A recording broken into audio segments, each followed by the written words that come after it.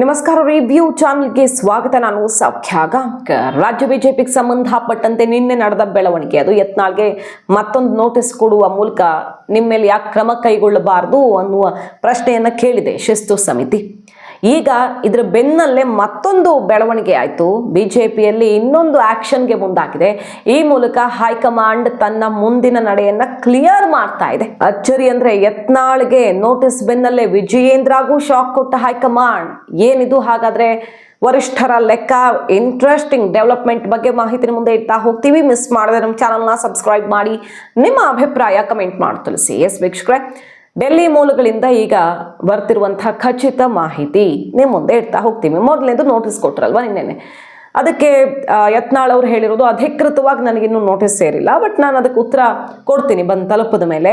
ಏನಂತ ಉತ್ತರ ಕೊಡ್ತೀನಿ? ಉತ್ತರ ಕರ್ನಾಟಕ ಒಂದು ಅನ್ಯಾಯ ಆಗಿದೆ ಮತ್ತು ಒಬ್ಬರ ಕೈಯಲ್ಲೇ ಅಧಿಕಾರ ಇದೆ, ಹಾಗೆ ಕುಟುಂಬ ರಾಜಕಾರಣ ಬೇರೆ ಬೇರೆ ರೀತಿಯಲ್ಲಿ ಏಕಪಕ್ಷೀಯ ನಿರ್ಧಾರದಿಂದ ಹಲವು ಅನ್ಯಾಯಗಳಾಗ್ತಿರೋದನ್ನೆಲ್ಲ ಹೈಕಮಾಂಡ್ ಗಮನಕ್ಕೆ ತರ್ತೀನಿ ಅನ್ನೋ ಮೂಲಕ ನನ್ನ ನಿರ್ಧಾರದಿಂದ ನಾನು ಹಿಂದೆ ಸರಿಯೋ ಮಾತೇ ಇಲ್ಲ ಅನ್ನುವ ಸಂದೇಶವನ್ನೇ ಕೊಟ್ಟಿದ್ದಾರೆ. ಹೈಕಮಾಂಡ್ ಯತ್ನಾಳ್ಗೆ ನೋಟಿಸ್ ಕೊಟ್ಟಿರೋ ಉದ್ದೇಶ ಒಂದೇ, ಕೋರಿಸಿ ಎರಡೂ ಕಡೆಯವರಿಗೂ ಕೂಡ ಕೆಲವೊಂದು ಬದಲಾವಣೆಗಳನ್ನು ಮಾಡ್ಕೊಳ್ಳಿ ಅಂತ ಮಾತಾಡೋದು. ಇದನ್ನೂ ಮೀರಿ ಇಲ್ಲ ಅಂತ ಸೆಡ್ಡು ಹೊಡೆಯೋದಕ್ಕೆ ಹೊರಟ್ರೆ ಉಚ್ಚಾಟಿಸೋದು. ಈ ತೀರ್ಮಾನವನ್ನು ಹೈಕಮಾಂಡ್ ಮಾಡಿದೆ. ಇದ್ರ ಬಗ್ಗೆ ಆಲ್ರೆಡಿ ನಾವು ರಿಪೋರ್ಟ್ ಮಾಡಿದ್ವಿ. ಈಗ ನೋಡಿ, ಯತ್ನಾಳ್ ವಿರುದ್ಧ ಕ್ರಮಕ್ಕೆ ಮುಂದಾಗಿದೆ. ಈಗ ಕಡೆಯ ಚಾನ್ಸ್ ಅನ್ನ ಕೊಡುವ ಮೂಲಕ ಅದ್ರ ಬೆನ್ನಲ್ಲೇ ವಿಜಯೇಂದ್ರಗೂ ಶಾಕ್ ಕೊಟ್ಟಿರೋದು. ಇಲ್ಲೇ ಗೊತ್ತಾಗುತ್ತೆ ಹೈಕಮಾಂಡ್ ಮುಂದಿನ ನಡೆ ಏನು ಅನ್ನೋದು ವೆರಿ ವೆರಿ ಕ್ಲಿಯರ್ ಆಗಿ ಗೊತ್ತಾಗುತ್ತೆ. ನೋಡಿ, ವಿಜಯೇಂದ್ರಗೆ ಶಾಕ್ ಯಾಕೆ? ಸುಧಾಕರ್ ಅವರ ವಿರೋಧ ಇತ್ತಲ್ವಾ ಜಿಲ್ಲಾಧ್ಯಕ್ಷರ ನೇಮಕಕ್ಕೆ ಸಂಬಂಧಪಟ್ಟಂತೆ.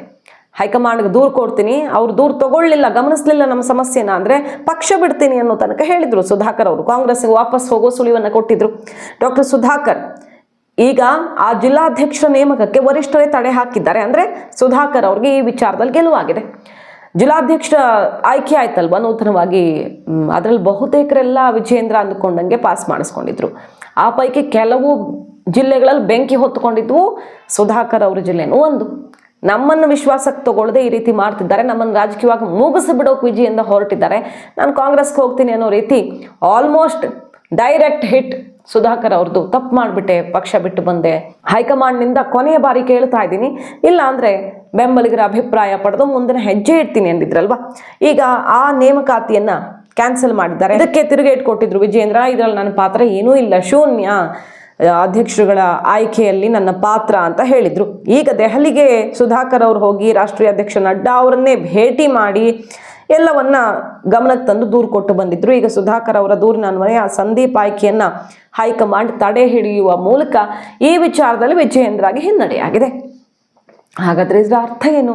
ವಿಜಯೇಂದ್ರಗೂ ಒಂದು ಶಾಕು, ಹೈಕಮಾಂಡ್ ಯತ್ನಾಳ್ ಅವ್ರಿಗೆ ದೊಡ್ಡ ಆಘಾತವನ್ನೇ ಕೊಟ್ಟಿದೆ. ಅದರ ಅರ್ಥ ವಿಜಯೇಂದ್ರ ಅಧ್ಯಕ್ಷರಾಗಿ ಮುಂದುವರಿತಾರೆ, ಆದರೆ ಎಲ್ಲವೂ ಅವರ ಕೈಯಲ್ಲಿರಲ್ಲ.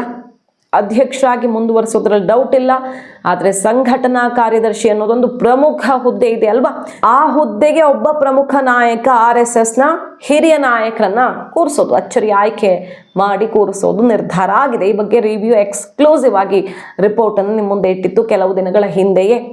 ಮತ್ತು ಈ ರೀತಿ ಬೇರೆ ಬೇರೆ ಆಯಕಟ್ಟಿನ ಸ್ಥಾನಗಳಲ್ಲೂ ಕೂಡ ಬ್ಯಾಲೆನ್ಸ್ ಮಾಡೋದು ಎರಡೂ ಕಡೆಯವರನ್ನ. ವಿಜಯೇಂದ್ರ ಏಕಪಕ್ಷೀಯವಾಗಿ ನಿರ್ಧಾರವನ್ನು ತಗೊಳ್ಳೋದು ಅಥವಾ ವಿಜಯೇಂದ್ರ ಕೈಯಲ್ಲೇ ಸಂಪೂರ್ಣ ಕರ್ನಾಟಕ ಬಿಜೆಪಿ ಇದೆ ಅನ್ನೋ ರೀತಿಯಲ್ಲಿ ಆಗದಂತೆ ನೋಡ್ಕೊಳ್ಳೋದು, ಅದೇ ರೀತಿಯಲ್ಲಿ ಆಗಿರೋದು. ಒಂದೆರಡು ಕಡೆಗಳಲ್ಲಿ ಇದೇ ಥರ ಆಗಿದೆ. ಇಲ್ಲಂತೂ ಆಯ್ಕೆ ಆದವರನ್ನ ಈಗ ತಡೆ ಹಿಡಿಯೋ ಮೂಲಕ ವಿಜಯೇಂದ್ರಗೆ ಇಲ್ಲೊಂದು ಶಾಕ್ ಕೊಟ್ಟಿದ್ದಾರೆ. ಅದರ ಅರ್ಥ ಏನು? ಹೈಕಮಾಂಡ್ ನಾವು ಎಲ್ಲವನ್ನೂ ಗಮನಿಸ್ತೀವಿ, ನೀವೇ ತೀರ್ಮಾನ ಎಲ್ಲ ವಿಚಾರಗಳಲ್ಲಿ ಏಕಪಕ್ಷೀಯವಾಗಂತೂ ತಗೊಳೋಕೆ ಬಿಡಲ್ಲ, ಆದರೆ ಅಧ್ಯಕ್ಷರಾಗಿ ಮುಂದುವರಿತೀರಿ ಅನ್ನುವಂಥ ಮೆಸೇಜನ್ನು ಕೊಟ್ಟಂಗೆ ಕಾಣಿಸ್ತಾ ಇದೆ. ಡೆಲ್ಲಿಗೆ ಹೋದ್ರು ವಿಜಯೇಂದ್ರ, ಅಲ್ಲಿ ಹೋದ ಮೇಲೆ ಅವ್ರು ರಿಪೋರ್ಟ್ ಕೊಟ್ಟಿದ್ದು, ಹೈಕಮಾಂಡ್ ಕರೆಸ್ಕೊಂಡಿದ್ದು, ಅದಾಗ್ತಾ ಇದ್ದ ಹಾಗೆ ಯತ್ನಾಳ್ಗೆ ಈಗ ಆಘಾತ ಎದುರಾಗಿದೆ. ಸೊ ಯತ್ನಾಳ್ ಪಕ್ಷನೇ ಬಿಟ್ಟು ಇನ್ನೊಂದು ಪಕ್ಷ ಕಟ್ಟೋದು ಅಥವಾ ಇನ್ನೊಂದು ಪಕ್ಷಕ್ಕೆ ಹೋಗೋದು ಅಂಥ ಪರಿಸ್ಥಿತಿಯಲ್ಲಿ ಇದ್ದಂಗೆ ಕಾಣಿಸಲ್ಲ. ಹಾಗಂತ ಅವರು ಇಷ್ಟು ಮುಂದೆ ಬಂದು ಬಿಟ್ಟಿದ್ದಾರೆ. ಬಹುಶಃ ಹಲವರು ಅವರನ್ನ ಬಳಸಿಕೊಂಡಿರಬಹುದು, ತುಂಬ ಚೆನ್ನಾಗಿ ಮಾಡ್ತಿದ್ರಿ, ಮಾಡಿ ಮಾಡಿ ಮಾಡಿ ಒಳ್ಳೇದಾಗುತ್ತೆ ನಿಮಗೆ ಅಂತ. ಆದರೆ ವಿಜಯೇಂದ್ರ ಕಂಡ್ರೂ ಆಗದವರು, ಯತ್ನಾಳ್ ಶಕ್ತಿ ಇರುವಂಥ ನಾಯಕ ಅಂತ ಗೊತ್ತಿರೋರು ಅವರನ್ನು ಬಲಿ ಹಾಕಿರ್ಲೂಬಹುದು. ಯಾಕಂದ್ರೆ ಯತ್ನಾಳ್ಗೆ ಪೊಟೆನ್ಷಿಯಲ್ ಇದೆ ಅನ್ನೋದ್ರಲ್ಲಿ ಡೌಟ್ ಇಲ್ಲ. ಯತ್ನಾಳ್ ಒಬ್ಬ ಒಳ್ಳೆ ಪಂಚಮಸಾಲಿ ನಾಯಕರಾಗಿ ಕಳೆದ ಕೆಲವೇ ಒಂದೆರಡು ವರ್ಷಗಳಲ್ಲಿ ಸಿಕ್ಕಾಪಟ್ಟೆ ದೊಡ್ಡ ಮಟ್ಟದಲ್ಲಿ ಬಲವನ್ನು ಗಳಿಸ್ಕೊಂಡಿದ್ರು. ಆದರೆ ಅವರ ಅತಿಯಾದ ವೇಗ ಮತ್ತು ತಾಳ್ಮೆಯಿಂದ ಕಾಯುವಂಥ ಮನಸ್ಥಿತಿಯೇ ಇಲ್ಲದೆ ಇರುವುದು ಅವರ ಈ ದುಸ್ಥಿತಿಗೆ ಕಾರಣವಾಗಿದೆ ಅಂತ BJPಯಲ್ಲಿ ಕೆಲವು ಸೀನಿಯರ್ಸ್ ಮಾತಾಡ್ಕೊಳ್ತಿರೋದು. ಈಗ ವಿಜಯೇಂದ್ರ ಅವ್ರ ಮೇಲೆ ಬೊಮ್ಮಾಯಿ ಅವ್ರಿಗೆ ಬೇಸರ ಇದೆ, ಇನ್ನು ಸುಮಾರು ಸೀನಿಯರ್ಸ್ಗೆ ಬೇಸರ ಇದೆ. ವಿಜಯೇಂದ್ರ ಅವ್ರನ್ನೂ ಕಟ್ಟಿ ಹಾಕಬೇಕು, ಯತ್ನಾಳ್ಗೆ ಭವಿಷ್ಯ ಕಾಣಿಸ್ತಿದೆ, ಅವ್ರಿಗೂ ಅಷ್ಟು ಸುಲಭ ಮಾಡಬಾರ್ದು ಅನ್ನುವಂಥವ್ರು ಯಾರಾದರೂ ಕೆಲವರು ಯತ್ನಾಳ್ ಅವ್ರನ್ನ ಚೆನ್ನಾಗಿ ಅವರ ಹೆಗಲ ಮೇಲೆ ಬಂದೂಕಿಟ್ಟು ಬಳಸ್ಕೊಂಡ್ರಾ ಅನ್ನೋ ರೀತಿಯಲ್ಲಿ ಅನಿಸ್ತಾ ಇದೆ. ಸೊ ಯತ್ನಾಳ್ ಅವ್ರಿಗೀಗ ಅನಿವಾರ್ಯವಾಗಿ ಒಪ್ಪಿದ್ರೆ ಸೋತಂಗಾಗತ್ತೆ, ಅನಿವಾರ್ಯ. ಅದನ್ನು ಒಪ್ಪಿಕೊಂಡು ಮುಂದಿನ ದಿನಗಳಲ್ಲಿ ಚೆನ್ನಾಗಿದೆ ಭವಿಷ್ಯ ಅಂದ್ಕೊಂಡು ಸುಮ್ಮನಿದ್ದು ಬಿಡಬೇಕು. ಇಲ್ಲವಾದಲ್ಲಿ ಯಾವುದಾದ್ರೂ ರಿಸ್ಕ್ ತಗೊಂಡು ಹೈಕಮಾಂಡ್ಗೆ ಸೆಡ್ ಹೊಡಿಬೇಕು. ಎರಡೇ ಆಪ್ಷನ್ ಈಗ ಉಳ್ಕೊಂಡಿರೋದು. ಆ ಹಂತಕ್ಕೆ ಹೋಗಿಬಿಟ್ಟಿದ್ದಾರೆ ಅವರು. ವಿಜಯೇಂದ್ರ ಮರು ಆಯ್ಕೆ ಖಚಿತವಾಗ್ತದೆ. ಯಾವುದೇ ಕ್ಷಣದಲ್ಲಿ ವಿಜಯೇಂದ್ರ ಹೆಸರು ಘೋಷಣೆಯಾಗಬಹುದು. ಹಾಗಂತ ವಿಜಯೇಂದ್ರ ಕೈಯಲ್ಲಿ ಎಲ್ಲವೂ ಇರಲ್ಲ ಅನ್ನೋದನ್ನು ಹೈಕಮಾಂಡ್ ಮೊದಲೇ ಖಚಿತಪಡಿಸ್ತಾ ಇದೆ. ಆ ಮೂಲಕ ರೆಬಲ್ ಬಣಕ್ಕೆ ಒಂದು ಸಮಾಧಾನ ಮಾಡುವಂಥ ಪ್ರಯತ್ನ ನಾವು ನೋಡ್ತಾ ಇರ್ತೀವಿ. ನೀವೇನು ಟೆನ್ಷನ್ ಮಾಡ್ಕೊಳ್ಬೇಕಾಗಿಲ್ಲ ಅಂತ ಸೋಮಣ್ಣ ಅವ್ರ ಮೂಲಕ ಮೆಸೇಜ್ ಕೊಡಿಸಿದ್ದಾಯ್ತು ಯತ್ನಾಳ್ ಅವ್ರಿಗೆ. ಯತ್ನಾಳ್ ಓಪನ್ ಆಗಿ ಅದನ್ನು ಹೇಳೇ ಬಿಟ್ಟಿದ್ದಾರೆ, ಬಹಳ ಬೇಸರದ ಬೆಳವಣಿಗೆ ಇದು ಅಂತ. ಅಂದರೆ ಈ ಥರ ನಮಗೆ ಮುಜುಗರ ಮಾಡಿದೆ ಹೈಕಮಾಂಡ್ ಅನ್ನೋ ರೀತಿ ಅವ್ರ ರಿಯಾಕ್ಷನ್ ಬಂದಿದ್ದು ತುಂಬ ಮುಜುಗರ ಆಗೋಯ್ತು. ಭೇಟಿಗೆ ಅವಕಾಶ ಕೊಡಲಿಲ್ಲ, ಈಗ ನೋಡಿದ್ರೆ ಸೋಮಣ್ಣ ಅವ್ರ ಮೂಲಕ ಸಂದೇಶ ನೋಟಿಸು ಅಂತ ಬಹಳ ಬೇಸರ ಮಾಡಿಕೊಂಡು ಯತ್ನಾಳ್ ಅವರು ಹೇಳಿಕೆ ಕೊಟ್ಟಿದ್ದಾರೆ. ಅದರರ್ಥ ಸ್ವಲ್ಪ ಸಾಫ್ಟ್ ಆದಂಗೆ ಕಾಣಿಸ್ತಾ ಇದೆ ಹೈಕಮಾಂಡ್ ಮಾತಿಗೆ. ಹಾಗಂತ ಅವ್ರು ಓಪನ್ ಆಗೋದನ್ನು ಒಪ್ಪಿಕೊಳ್ತಾ ಇಲ್ಲ. ಅನಿವಾರ್ಯವಾಗಿ ಕಟ್ಟ ಕಡೆ ಚಾನ್ಸ್ ಆಗಿರೋದ್ರಿಂದ ಯತ್ನಾಳ್ ಅವರು ಈಗ ಬಗ್ಗಬೇಕಾಗಿ ಬರಬಹುದು. ಈಗ ಸಿಗ್ತಿರೋ ಮಾಹಿತಿ ಪ್ರಕಾರ ಫೆಬ್ರವರಿ 18ರಷ್ಟೊತ್ತಿಗೆ ಅಧ್ಯಕ್ಷರ ಹೆಸರು ಘೋಷಣೆ ಆಗಲಿದೆ.